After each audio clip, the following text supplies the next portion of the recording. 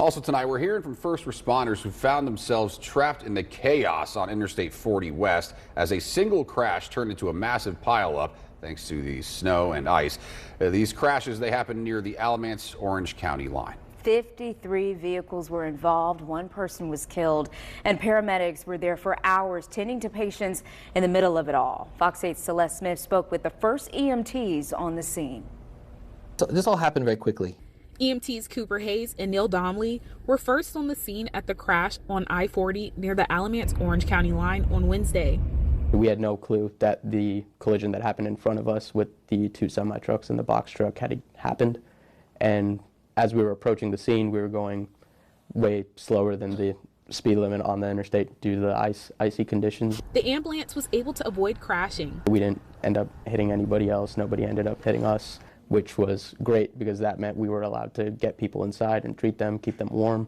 But behind them, several other vehicles slipped on the ice and snow, leaving the ambulance stuck for several hours. It did take a lot more communicating because there were people coming in from the back and the front, and there were more collisions behind us, which blocked off any pathway going backwards.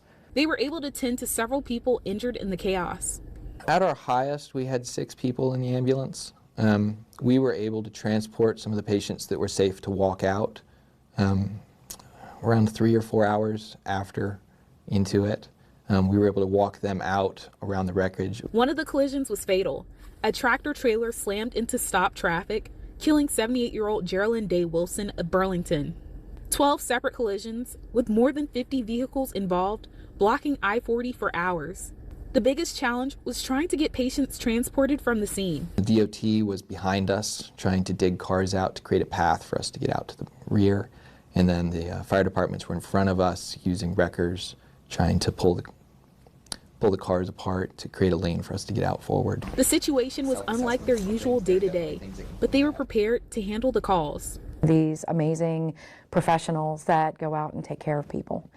And so they shined yesterday. They all worked together and as a coordinated unit, and it was a all hands on deck event.